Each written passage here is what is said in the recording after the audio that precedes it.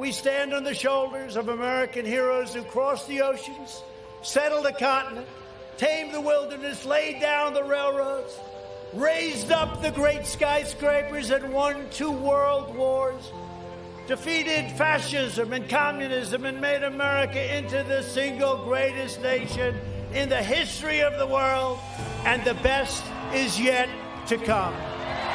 So where do you begin with Trump's presidency, right?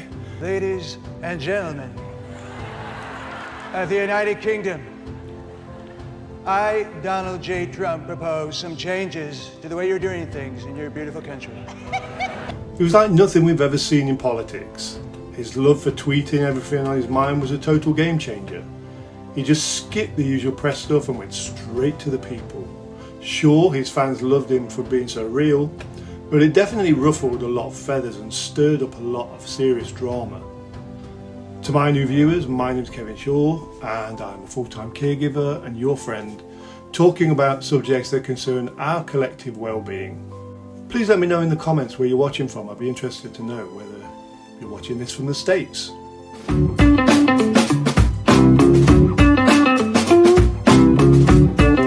So, Donald Trump's in the race. What does it mean for America and the world?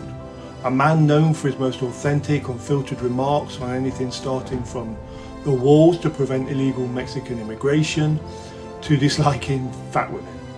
She has a name. Where did you find her this? name Where is did you find Alicia this? Machado. Where did you find and it? she has become a U.S. citizen, and you can bet really? she's going to vote this November. Okay, good. What were the names that he called you? Miss Piggy, Miss Housekeeping, Miss Eating Machine. All to your face? Yes, all the time. That was really normal for him in that moment. You know, with 18 years old, when you are growing up, that was horrible for me. I was my self-esteem on the floor. And he's contesting again to take America for another ride. What does that mean for America? What does America think, and is America ready? One thing's been very clear, that Trump works great on the alienation principle. He alienates his subjects very well, which has been pretty much evident in his conservative calls to make America great again. And what Trump's strategy is to try to divide the American people up. That this is Donald Trump's deliberate strategy to say to everyone in America who's got a problem, blame it on them. And I think the most important thing to remember is that it's also a trap. He wants to distract people. Now I'm having that same conversation with mostly white audience as well, because I believe this is a national emergency. It's like every politician's job, divide and conquer, but call it unification. He's certainly not everyone's cup of tea, especially with the human side of things. And let's not forget how he tried to shake up healthcare and taxes. Some say it was great for the economy, but others worry about the debt and the rich-poor divide getting bigger. If you look at Trump's international policies, he was all about America going solo. Those Kim Jong-Un meetups, they were something else, right? And the trade war with China. I'm doing this to do the right thing for our country. We have been ripped off by China for a long time. And I told that to President Xi. I said, how did this ever happen? And you know what their answer is? Because I deal with the highest echelons of China. One of the great people of China said, there was never anybody to talk to in the United States. We would put on a trade barrier where you couldn't sell cars, or you couldn't sell beef, or you couldn't sell your farm products. We would put on, nobody would talk to us in the United States. So we said, hey, that's great. Then we'd put on another one. We'd put on a tariff on cars, 25%, and you charge us virtually nothing, 2.5%, but they don't pay it. So we would do this, and nobody would talk. We'd start off at a lower number, we'd raise it, nobody would ever complain until you came along, me.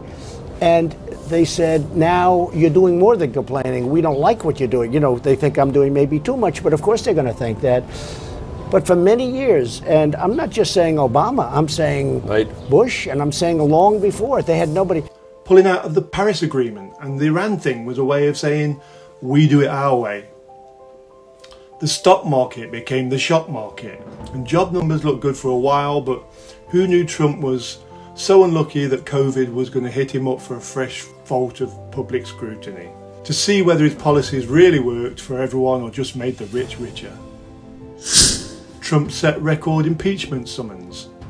The first time around in 2019, it was all about Ukraine. Donald Trump has become only the third US president to be impeached. The Democrat-controlled House of Representatives last night approved 2 charges, setting up a trial next month in the Senate. The House was like, you can't do that, accusing him of abusing his power and obstructing Congress.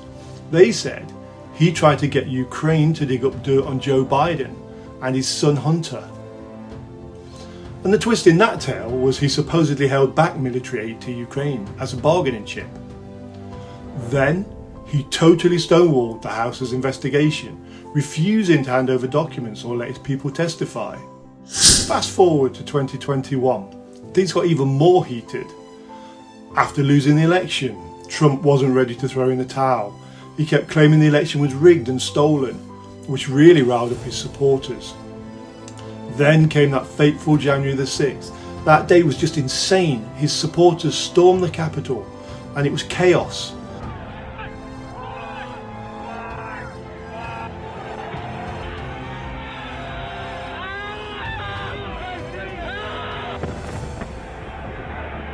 The House was like, this is on you, President Trump, and they impeached him again for inciting an insurrection. But here's the kicker about that. In both trials, the Senate couldn't convict him. The first time, the Republicans had his back. The second time, a few Republicans thought, well, he went a bit too far there. But they still couldn't muster enough votes to convict him. I'm very consistent. I'm a very stable genius. To some, these two may seem like some sort of legal drama. But for me, it really demonstrates how divided America is. And what do you think? Can someone be so inconsiderate while talking about race, gender and immigration by their own merit and not the people of America who really resonated with his voice? And talking about voice, if that voice in the media ever critiqued him, which you see there's never smoke without fire, Trump would outrightly reject it as fake news. Which really signalled the media an inconsistency in his character, making them unsure of backing him ever. More than Trump, I find Trump's base as super loyal, a mix of diverse demographics, including non-Native Americans. They all continue to be so gullible it hurts to see how Trump used them as a canvas to paint his power. Trump for president. Trump has done more for the black community than any president I can think of in my lifetime. Otherwise, to really shake up the Republican Party, making it more about being against the status quo, was never easy. Compared to past presidents, Trump was on a whole nother level. His America First attitude even gets me asking, are his people actually sure what that means? It is actually strategically, geopolitically selfish. Self-love and self-care is good, but no country can thrive all on its own. Just think about it. If today it's UK first, India first, Japan first, Korea first, if all countries are to think only of their own interests, can they survive? Look at what's happening with the Houthis. Donald Trump can survive because he's got $7 billion. You cannot. What's the difference between a wet raccoon and Donald J. Trump's hair? A wet raccoon doesn't have $7 billion fucking dollars in the bank. So looking ahead, if Trump comes back, America is going to repeat history.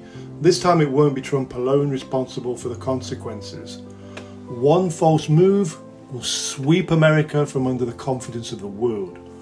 What do you think? You have my comments section to fire me if I've hurt you. But believe me, I have no such intention. I care for you. Take care.